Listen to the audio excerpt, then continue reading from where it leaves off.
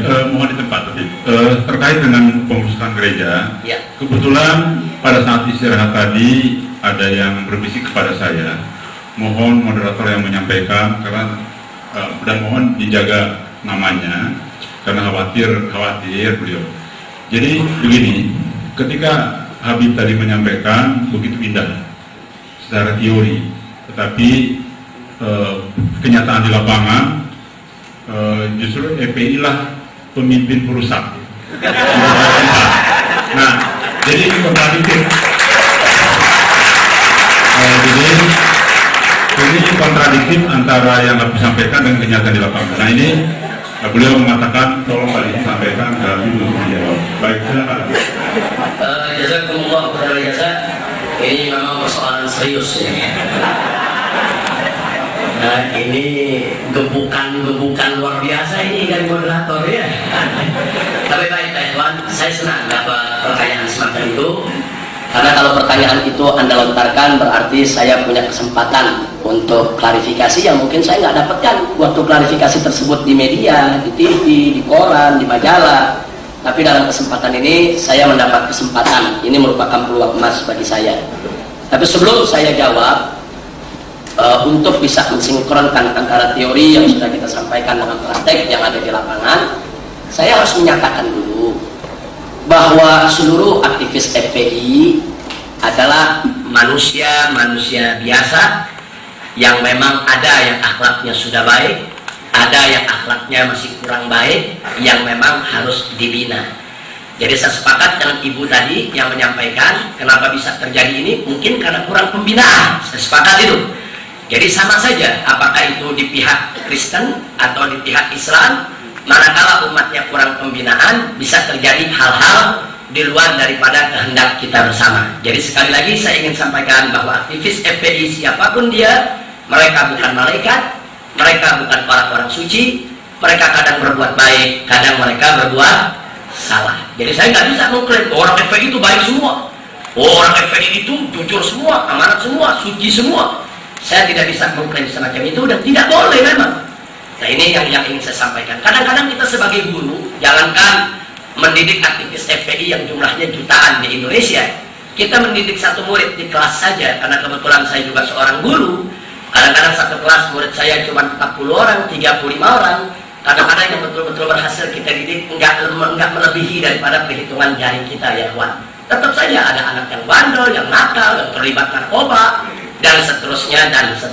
Jadi ini memang tanggung jawab kita bersama untuk terus secara terus-menerus untuk melakukan pembinaan terhadap pengikut umat yang ada di belakang kita, insya Allah. Nah, sekarang yang kedua, saya ingin sampaikan dulu bahwa apa yang dilakukan oleh FPI selama ini dari menghadapi berbagai macam kemunkaran, kemaksiatan, dan nanti akan tiba saatnya soal pembakaran gereja, ibu yang saya hormati.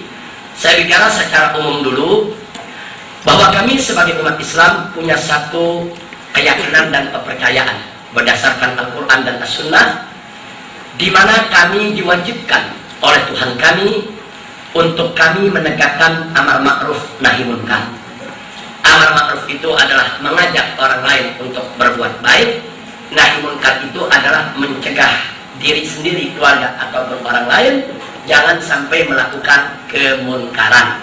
Kemunkaran yang kami maksud adalah segala bentuk perilaku, sikap maupun ucapan yang dilarang oleh agama, seperti pelacuran, perzinahan, pencurian, perampokan, kemudian termasuk juga minuman keras, ekstasi, narkoba, perjudian, pornografi, segala bentuk yang dalam bahasa polisi adalah pekat penyakit masyarakat, sedangkan dalam bahasa kami umat Islam itu adalah maksiat.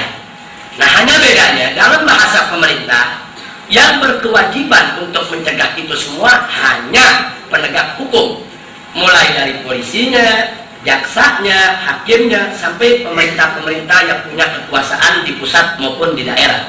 Sedangkan dalam agama kami, di dalam Al-Quranul Karim dinyatakan bahwa kewajiban menegakkan amar ma'ruf nahi munkar bukan hanya kewajiban pemerintah semata, Tapi kewajiban setiap muslim yang menyaksikan kemungkaran tersebut dan dia punya kemampuan untuk mencegah, wajib untuk dicegahnya. Nah, di dalam Al-Quran Allah subhanahu wa ta'ala berfirman, faqala ta'ala wa takum minkum ummatun yad'una ilal khairi wa ya'muruna bil ma'rufi wa yanhauna 'anil munkar. Jadi Allah nyatakan dalam Al-Quran, hendaknya harus ada di antara kamu sekalian daripada golongan umat yang berdakwah kepada kebajikan, yaitu mengajak orang berbuat kemakrufan dan mencegah orang berbuat kemunkaran. Nah, kemudian dalam satu hadis Nabi bersabda, kata beliau, man ra'a minkum munkara falyughayyirhu biyadihi fa in lam yastati fa bi lisanihi fa in lam yastati fa bi qalbihi wa dzalika adaful iman. Jadi kata Nabi Muhammad SAW, barang siapa di antara kamu, umat Islam, melihat satu kemungkaran, melihat satu kemaksiatan, wajib untuk dia merubahnya dengan tangannya, yaitu dengan tangan, dengan kekuatan, dengan tenaga, dengan kekuasaan, dengan kemampuan, wajib. Fa'ilam yastati, tapi kalau dia nggak mampu, sekali lagi kalau nggak mampu, berarti kalau mampu nggak bisa, tetap harus dengan tangannya. Tapi kalau sudah nggak mampu, nggak berdaya, fabilisannya, maka dengan lisan, dengan ucapan. Fa'ilam yastati, kalau sudah tidak mampu juga, fabiqalbi, dengan hati. Wadzalika adaful iman, itulah selemah-lemahnya iman. Jadi dalam Islam kami berkewajiban untuk menentang segala kemungkaran. Ini saya ingin bicara prinsip dasarnya dulu. Nah, sekarang muncul pertanyaan, lalu bagaimana dalam pelaksanaannya? Apa FPI mendebuk saja? Nah, di sini perlu saya sampaikan, di dalam Islam haram hukumnya kalau kita mengedepankan kekerasan dan kekasaran. Wajib kita mengedepankan kelembutan terlebih dahulu, kesantunan terlebih dahulu. Nah, kalau itu sudah buntu, maka baru boleh kita menggunakan sikap yang tegas, sikap yang keras, tapi dengan syarat tidak menimbulkan kemungkaran yang lebih besar lagi.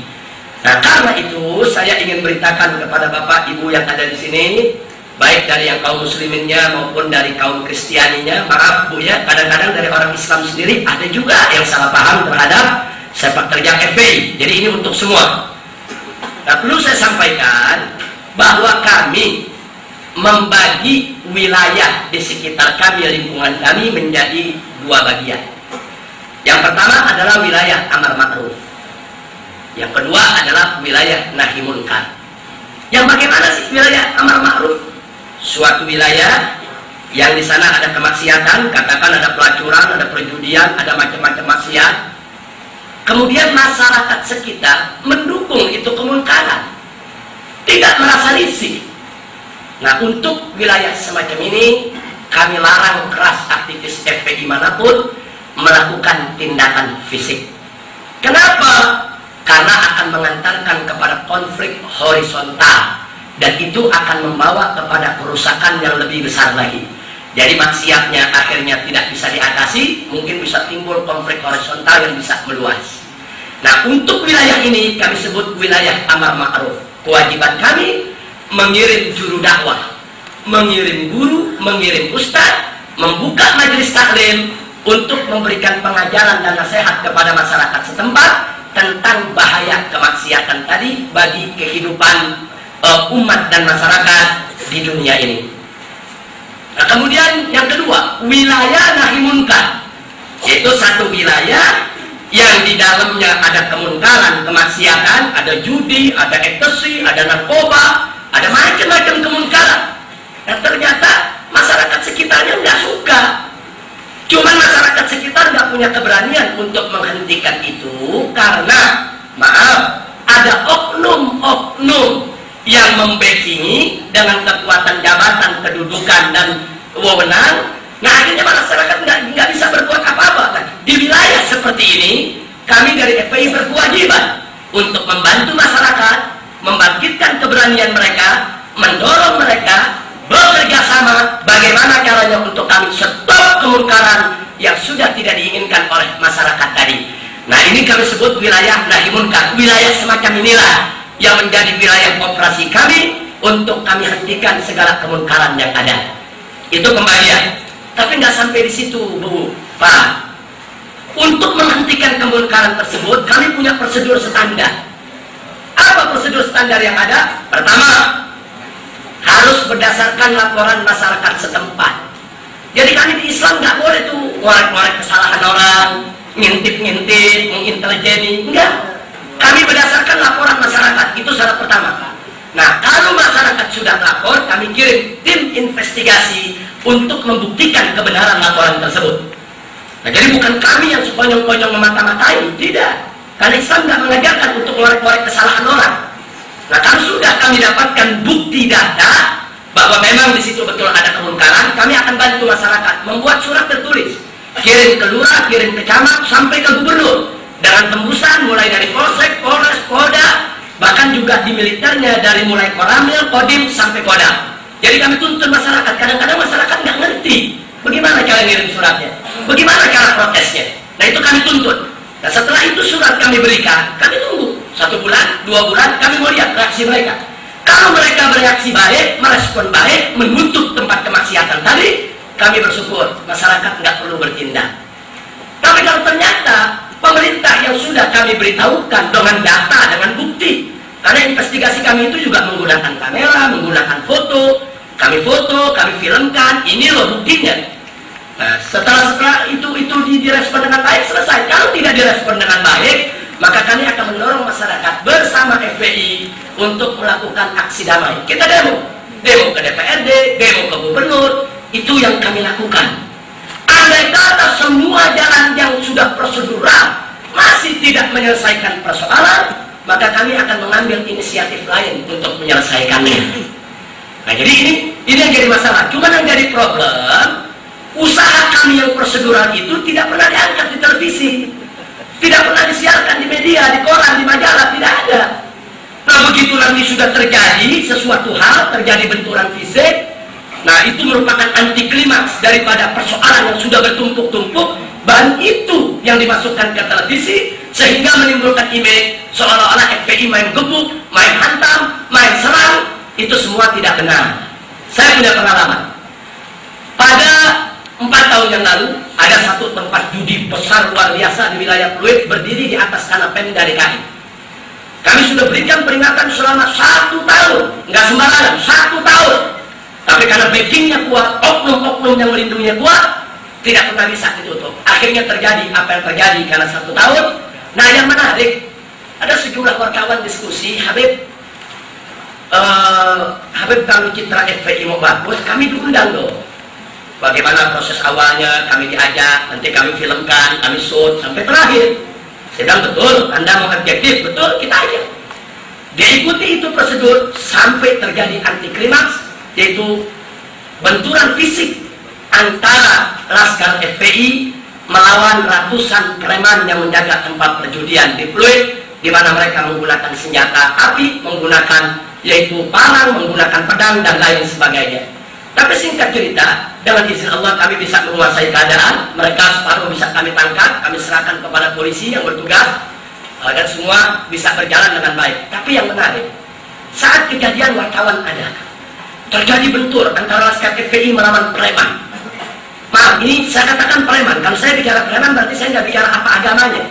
Ya, ada yang Islam, ada yang non-Islam. Yang penting dia preman, dia jaga perjudian. Nah, begitu terjadi bentrokan, ada Laskar FPI yang dibacok, dia shoot gitu oleh wartawan. Dan sebaliknya, ada preman juga yang dihantam oleh Laskar FPI, itu juga di shoot. Nah, selesai, saya amanatkan sama wartawan tadi, saya mau lihat nanti sore beritanya. Saya tunggu beritanya di TV.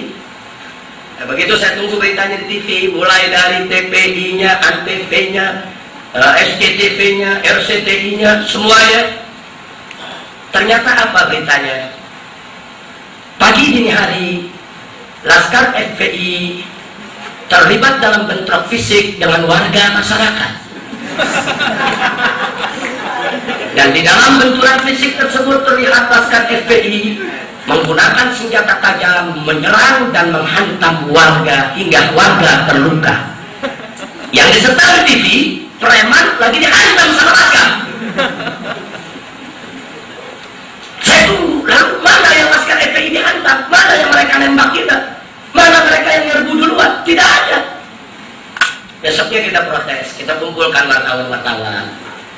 Kita tanya, kenapa kok Anda bisa begini memberitakannya? Apa jawab mereka, Bu? Mereka jawab, Habib, begini, Be. Bukan maksud kami menjelekkan FPI. Cuman menurut kami dan pimpinan redaksi kami di kantor, kalau preman baca orang itu biasa, bukan berita, Be.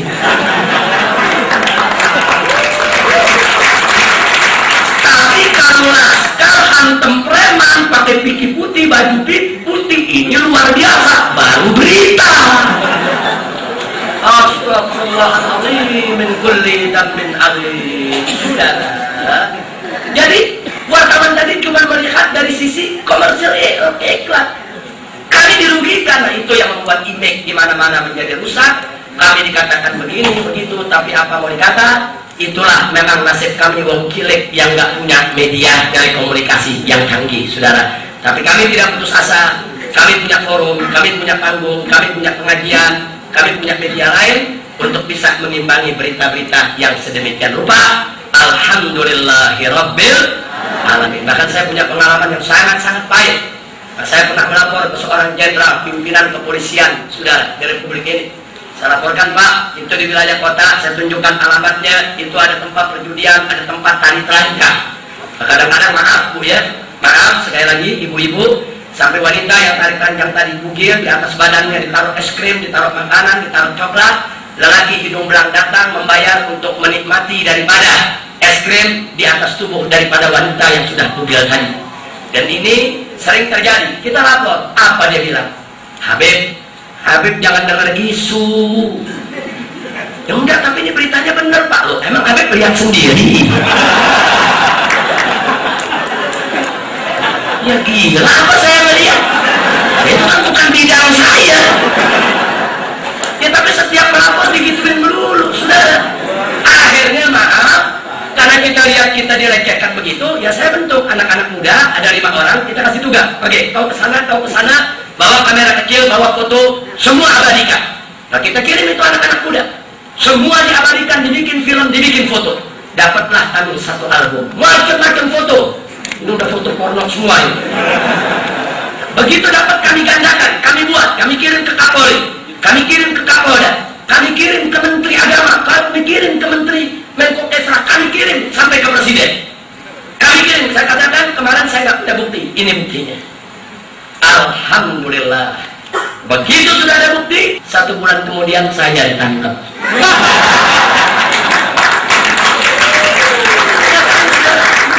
Jadi artinya kepada ibu yang saya hormati, itu semua permainan media.